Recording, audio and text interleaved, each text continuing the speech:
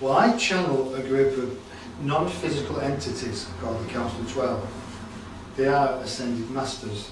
Now what Ascended Master is somebody who's lived and worked on this earth plane, who's bypassed this earth plane, who's gone on through their own endeavour of self-realisation. The Ascended Masters are very similar to Archangel Michael, Saint Germain, Jesus Christ, Mother Mary, Kuan Yin, and other people like that also. So I do not know who all my people are, don't know at all. It doesn't bother me, because I know that the energy is, when it does come through, is phenomenal. So basically, through my years of training myself, sitting in meditation, understanding my path as a spiritual person in this life, I didn't understand it in this life until I was 30 years of age. That's only 10 years ago. That's a joke. We have a sense of humour.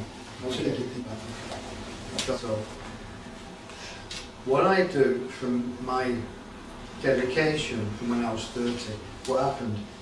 I became involved in a relationship which went wrong with a female.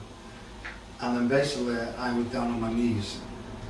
And one day I'm sat on my settee at home, and this power just came over me, and I just knew I had to go and find out what this power was all about.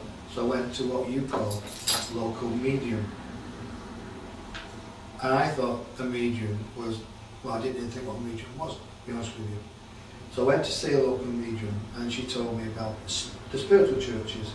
So I went to spiritual churches after, got involved in the spiritual movement, got my gift out to me, and it was then that my soul spoke to me and said, you know that you're a spiritual teacher? And I said, nah, I can't believe that. I said, you've chosen to be woke up at this time in your life, and everything you've done so far has just been an experience only to get you to this level of awakening your soul. Now the ego will come in and try to stop you from doing it. How many people have tried of understanding how the ego works? You would do, because we spoke yesterday about the ego. So how many of you understand that the ego is a valuable asset to have actually? The people say, oh, get rid of the ego. But we say, and we are the Council of 12 who are coming through now saying, do not bother getting rid of the ego, but it's part of the package.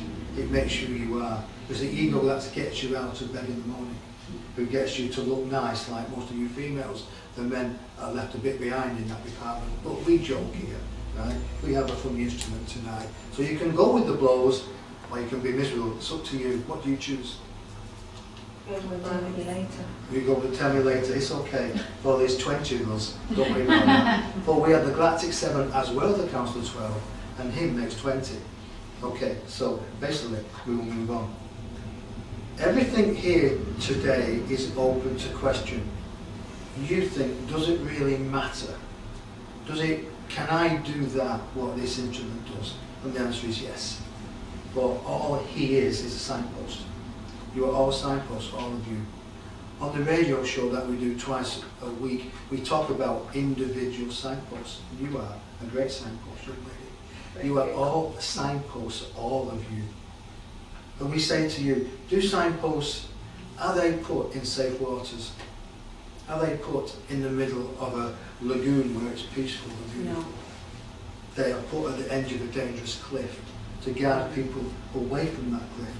So you're here for a particular reason, all of you tonight. This has been destined a while ago.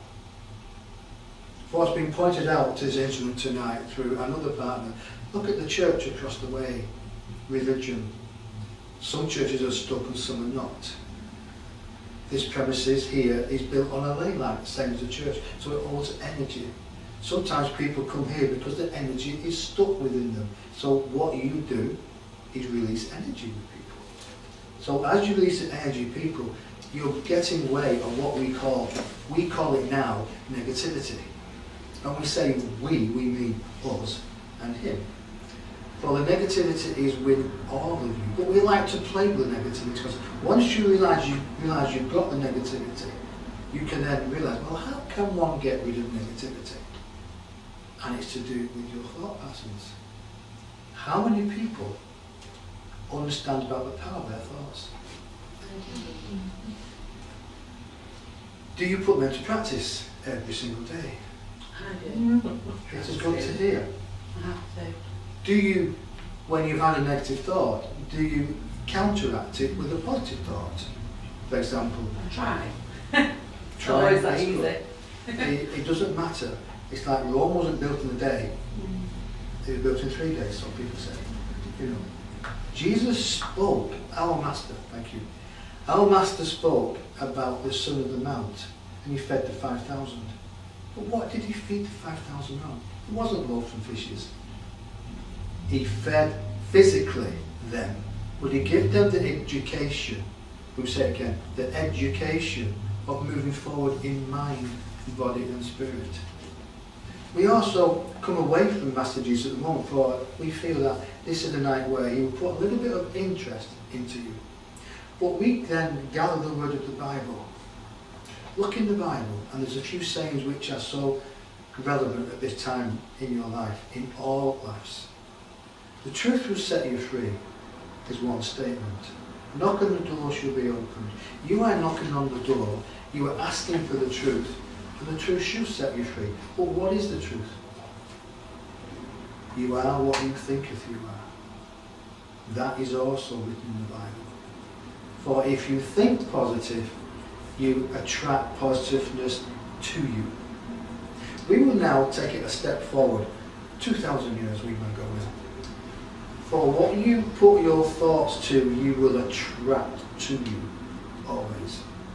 So we ask you now, as a source, where do you put your energy, all of you? In which direction do you send it forth? For what you send out, you come back at you. It is like a spiritual boomerang, and we've not used that phrase for a long time now. Remember the spiritual boomerang, all of you. For when you throw it out, what do you lay on that instrument? Is it negativity? Is it positive thinking? Is it love, compassion to other people? What we say here may fly in people's faces now. But we're strong enough and we'll say it. You cannot give love out to other people unless you love thyself first. Unconditional love should not come into your vocabulary unless you can love yourself first and foremost. So you hear what we say. You have to love thyself initially first before you give it out to other people. Mankind, religion, has got splintered in its way. They expect you to give them love even when you've nothing for yourself. And what happens if these people love themselves and you don't love them, and they rally around to you and say, but you're supposed to give unconditional love to us? Where does it leave you, dear souls? Beloved ones who sit before us now? Empty. What is your tank saying? Reserve. What happens when your reserve is out? You come to a halt. This is not acceptable anymore, for your earth is changing.